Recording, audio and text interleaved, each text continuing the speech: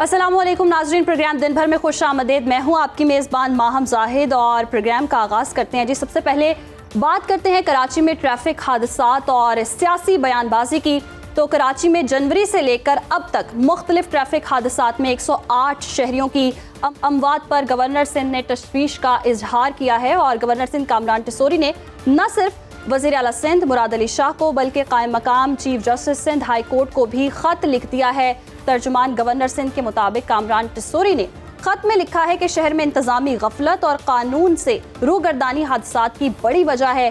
कामरान टिसोरी ने खत में एक ही दिन में 4 शहरियों की हलाकत पर तशवीश का इजहार भी किया है और सिंध हाई कोर्ट का फैसला है कि सुबह 7 से रात 11 बजे तक भारी ट्रैफिक को शहर में दाखिले की इजाज़त ना दी जाए और इस अदालती फैसले के बावजूद अमल दरामद ना होने की शिकायत मुसलसल बढ़ रही हैं। गवर्नर सिंध ने कायम मकाम चीफ जस्टिस से अपने अहकामात पर अमल दरामद यकीनी बनाने की दरख्वास्त भी की है।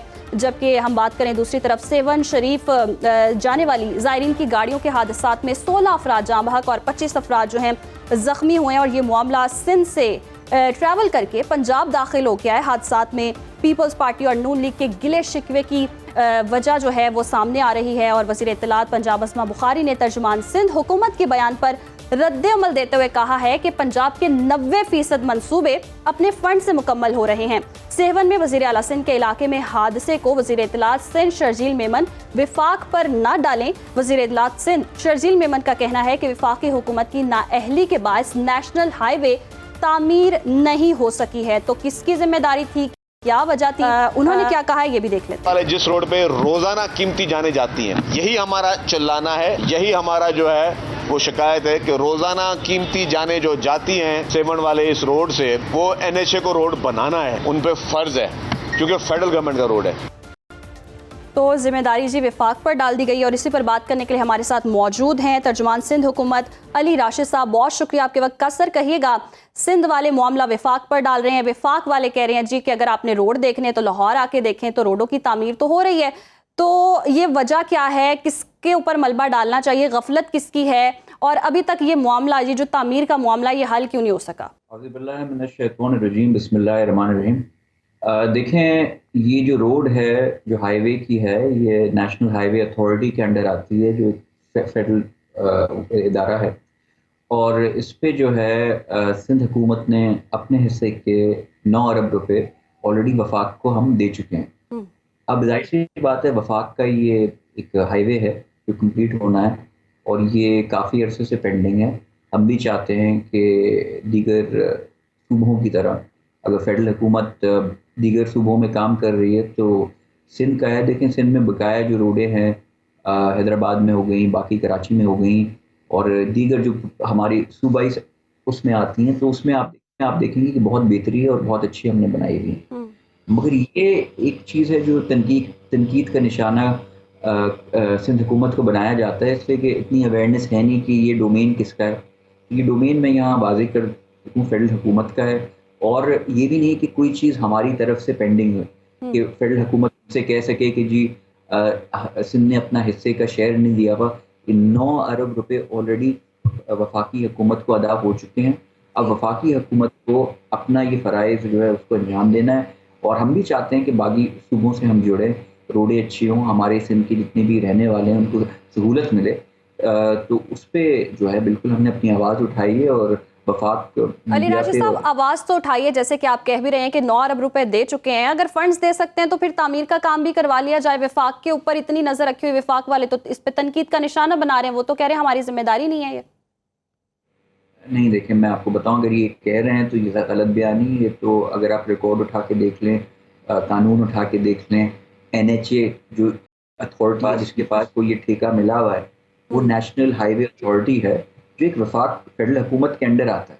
ठीक है, तो वो कह रहे हैं, मेरा नहीं हिसाब से वो ये कह रहे हैं, वो कुछ और कह रहे होंगे, मगर ये इसमें कोई दो राय नहीं है कि ये जिम्मेदारी किसकी है। अब वो देर सवेर किस वजह से हो रही है, वो फेडरल हुकूमत वो अपनी रीज़न दे सकते हैं कि इस वजह से हमसे इस काम करने में टाइम हमें लग रहा है। लेकिन इस तनकीद का मतलब तो यही है ना कि अगर आपने रोड देखने तो लाहौर आके देखें, यानी कि आप लोग तामीर नहीं करवा रहे हैं। वो कह रहे हैं कि 90% जो भी पंजाब के मंसूबे हैं वो उनके फंड से ही हल होते हैं।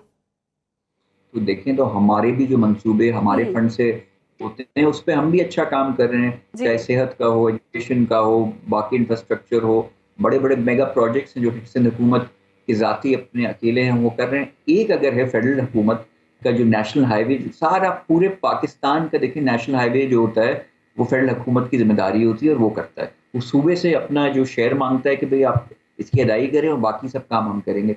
हमने तो ये कहा है कि आप बता दें, वैसे तो काम उनका नहीं हो पा रहा है किसी भी वजह से, तो बता दें कि भाई ये हमने आपको फंड दिए हुए हैं, आपसे नहीं हो रहा है, तो फिर ठीक है हम कुछ और सूरत हाल अपना कोई और रास्ता देखते हैं, बनाते हैं इसका। मगर जिम्मेदारी उनकी है, पैसे भी उनको अदा हो चुके हैं, मगर जाहिर सी बात है उधर गफलत होगी, थोड़ी रेकलेसनेस होगी, हमें लगेगा कि सिंध के साथ कुछ नाजायज़ चीज़ हो रही है।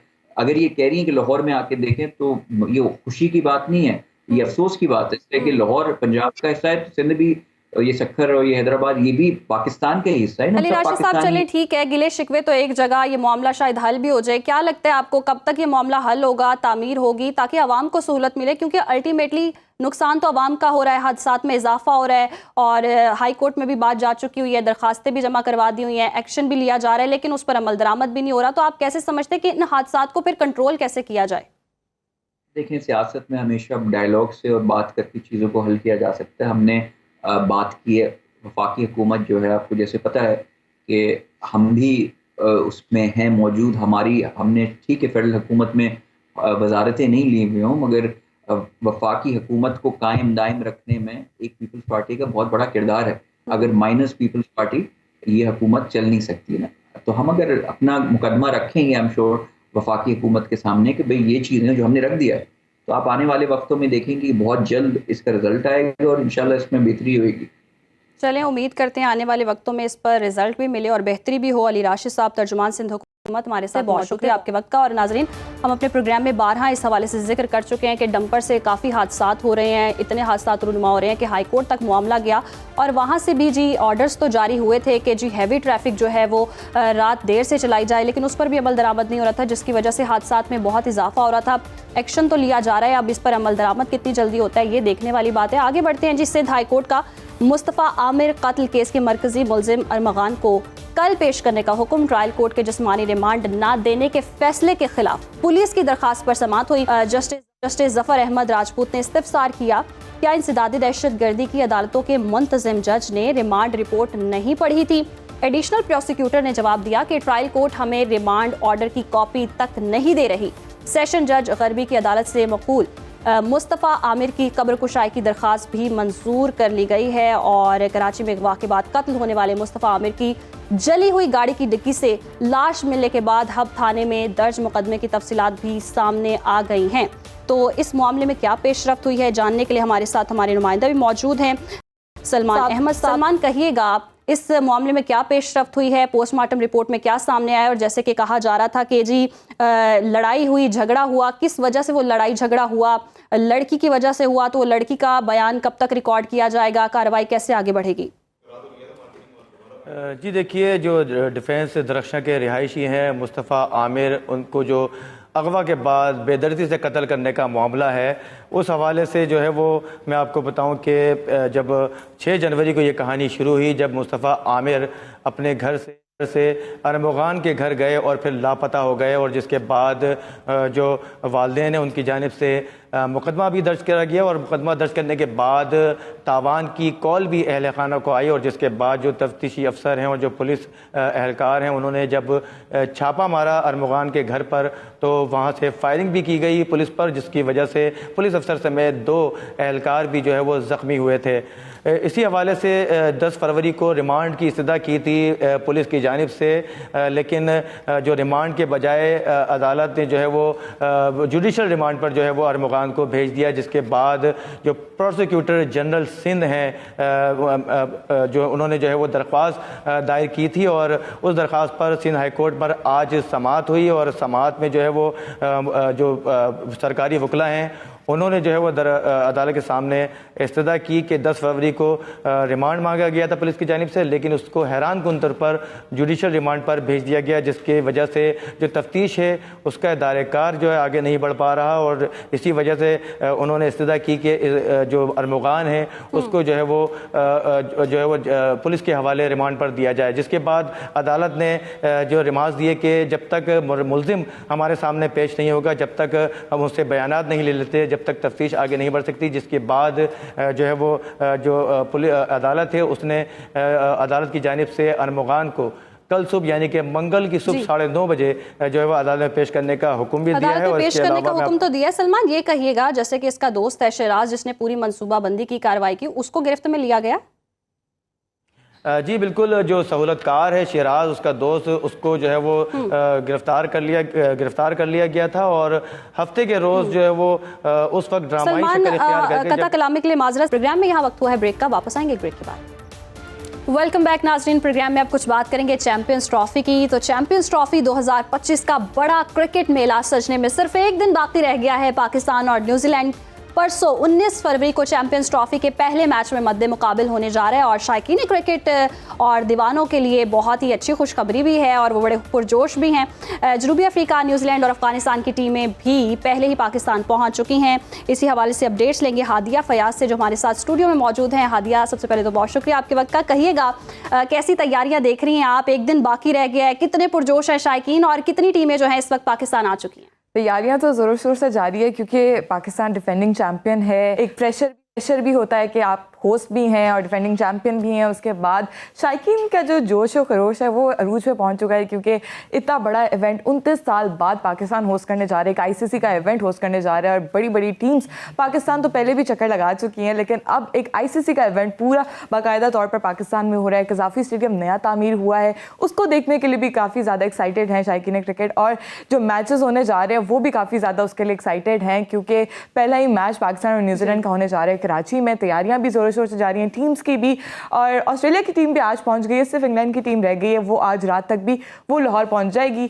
तो टीम्स की तैयारियां मुकम्मल हैं, पाकिस्तान की तैयारियां भी मुकम्मल हैं और वो कुछ ही एक दिन बाकी रह गया। उसके बाद जैसे कि आपने बताया तैयारियां मुकम्मल हैं, टीम्स भी पहुंच रही हैं। आपने कज़ाफ़ी स्टेडियम हमने देखा, आपने भरपूर कवरेज भी की, शायकीन क्रिकेट से भी मिली और काफ़ी पुरजोश थे शायकीन क्रिकेट। किससे ज़्यादा उम्मीदें हैं, किस खिलाड़ी को ज़्यादा सपोर्ट कर रहे हैं और क्या लगता है आपको कि किसकी इस वक्त ज़्यादा धूम है? धूम तो जो है वो बाबर आजम की ही होती है हर दफ़ा ही, क्योंकि इंडिया के साथ भी जब मैच होगा उसमें भी बाबर आजम से ही काफ़ी ज़्यादा एक्सपेक्टेशंस है कि बाबर आजम परफॉर्मेंस दिखाएंगे, क्योंकि काफ़ी टाइम से उस तरह की परफॉर्मेंस नहीं दिखा रहे बाबर आजम। फिर भी उनसे वही एक्सपेक्टेड किया जा रहा है जिस तरह वो पहले परफॉर्म करते थे, हर मैच में आते थे, कभी सेंचुरी कभी 50 भी कर लेते थे। उसी तरह की एक्सपेक्टेशंस अभी भी हाई हैं सारे शायकीन क्रिकेट से, जिनसे मैं बात भी करती हूँ जाके आपका फेवरेट प्लेयर कौन है, तो वो सपोर्ट करते हुए दिखाई देते हैं। बड़ी बात है कि अगर बाबर आजम से उम्मीद है, क्योंकि ट्राई सीरीज में बाबर नहीं चल पाए थे, एज अ ओपनर उनको खिलाया गया था, तो वो अवाम की जो उम्मीदें उन पर पूरा नहीं उतर पाए। होपफुली कि बाबर आजम चलें जी और अच्छा खेलें और शायकीन क्रिकेट की उम्मीदों पर पूरा उतरे। साथ ही साथ हमें ये भी बताइएगा कि शेड्यूल क्या है मैचेस का, उस हवाले से भी कुछ अपडेट्स दें। पहला मैच तो पाकिस्तान का ही है न्यूजीलैंड के साथ, ये तो सबको पता है। फिर उसके बाद पाकिस्तान का भारत के साथ सबसे बड़ा टाकरा जो हो रहा है वो होना है, क्योंकि वो UAE में ही है, तो उसमें पाकिस्तान के लिए ज़्यादा फेवरेट है कंडीशंस भी, क्योंकि पाकिस्तान काफ़ी मैचेस वहाँ पे खेलता है, तो इंडिया के लिए थोड़ा सा कम फेवरेट होगी वो पिचेस भी, क्योंकि पाकिस्तान वहाँ पे खेलता है उसके लिए फेवरेट होंगी। पाकिस्तान में जो दूसरा मैच होने जा रहा है कज़ाफ़ी स्टेडियम में रिवायती हरीफ हैं ऑस्ट्रेलिया और इंग्लैंड। सबसे बड़ा मुकाबला जो लाहौर में होने जा रहा है कज़ाफ़ी स्टेडियम में वो ऑस्ट्रेलिया और इंग्लैंड का होगा। फिर उसके बाद ऑस्ट्रेलिया और अफगानिस्तान, फिर इंग्लैंड और अफगानिस्तान। तो उसके बाद अगर इंडिया फाइनल और सेमीफाइनल में नहीं पहुंचता तो वो एक और मैच भी कज़ाफ़ी स्टेडियम को मिलेगा, और फाइनल भी अगर इंडिया नहीं पहुंचता तो हमारे पास फाइनल भी है कज़ाफ़ी स्टेडियम में। तो शायकीन क्रिकेट के लिए एक्साइटेड बात है कि अगर वो नहीं आता इंडिया तो हमारे पास तो 5 मैचेस हो जाएंगे कज़ाफ़ी स्टेडियम में। नया स्टेडियम है, शायकीन भी बड़ी तादाद में अब आके मैचेस को एंजॉय कर सकते हैं, क्योंकि पहले कम लोग आते थे, अब ज़्यादा लोग आएंगे। और अगर फाइनल यहाँ पे हो जाता है, डिफेंडिंग चैंपियन और पाकिस्तान भी फाइनल में मौजूद होगा, तो फिर तो जोशो खरोश भी अरूज पे पहुंच चुका होगा शायकीन क्रिकेट का, और पाकिस्तान तो फिर ट्रॉफी तो जीतेगा इंशाल्लाह जी। हमारी भी दुआ है कि पाकिस्तान ट्रॉफी जीते और फाइनल पाकिस्तान में। और शायकीन क्रिकेट बड़े पुरजोश है, मैं बड़ी पुरजोश हूँ और हादिया बड़ी खुश हो रही है जी। तो उम्मीद करते हैं हमारी खुशियां बरकरार है और पाकिस्तान जीतकर ट्रॉफी हमारे साथ लेकर आए। बहुत शुक्रिया जी हादिया।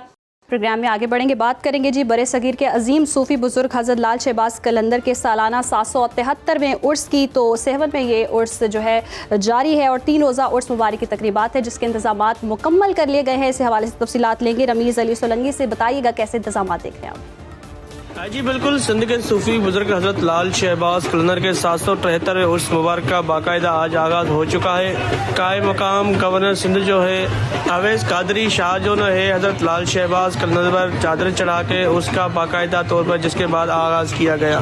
आप मेरे अकब में देख सकते हैं कि ज़ायरीन की काफ़ी तादाद में जो है हजरत लाल शहबाज कलंदर के उर्स मुबारक के लिए रश आना शुरू हो गया है। सिक्योरिटी के हवाले से अगर हम बात करें तो सिक्योरिटी के इंतहाई सख्त इंतजाम किए गए हैं। तकरीबन 5000 से ज़ायद जो है पुलिस एहलकार और साथ में पाक रेंजर्स के जवान और पाक आर्मी के जवान और दीगर इदारों के जो जवान हैं शहर की मुख्तलिफ जगहों पर जो है अपनी ड्यूटियां सर अंजाम दे रहे हैं। उसके अलावा इंतजाम के हवाले से अगर बात करें तो डिप्टी कमिश्नर जामशोरी की तरफ से आने वाले ज़ायरीन के लिए शहर भर में मुख्तलिफ जगहों पर पानी की सबीलें और शहर भर में तकरीबन जो है मेडिकल कैंप्स भी लगाई गई हैं। उसके अलावा म्यूनसिपल कमेटी 7 की तरफ से जो है शहर भर में सफाई के इंतजाम को जो है काफ़ी बेहतर कर दिए गए हैं और ज़ायरीन की तरफ से जो है हजरत लाल शहबाज कलंदर पर चादरें चढ़ाने का और मेहंदियाँ लाने का सिलसिला भी जारी है और पूरा 7 दमादम मस्तन की सदाओं से गूंज उठा है। जी ज़ायरीन की आमद का सिलसिला जारी और सिक्योरिटी के बेहतरीन इंतजामात हैं। बहुत शुक्रिया रमीज़ अली, आपने अपडेट किया। इसी के साथ ही जी प्रोग्राम का वक्त खत्म हुआ चाहता है। हमें दीजिए इजाज़त। अल्लाह हाफ़िज़।